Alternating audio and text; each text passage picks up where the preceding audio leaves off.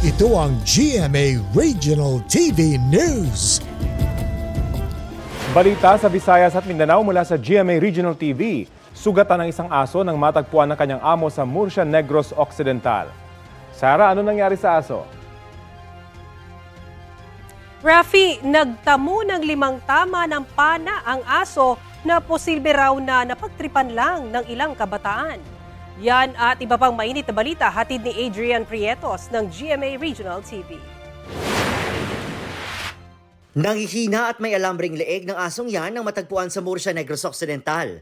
Kwento ng amo ng asong si TikTok, nadatnan pa niyang nakatusok sa katawan ng alaga ang 5 improvised na pana.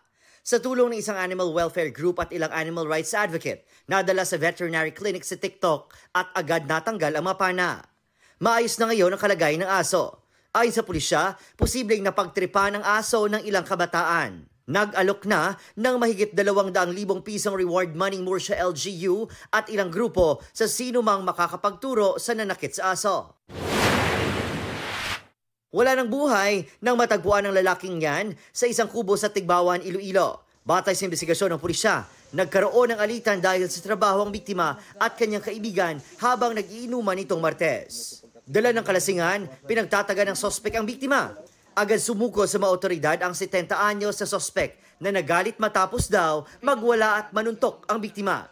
Sa ngayon, hinihintay pang desisyon ng mga kaanak ng biktima kung magsasampa ng reklamo laban sa sospek. Adrian Prietos ng GMA Regional TV, nagbabalita para sa GMA Integrated News.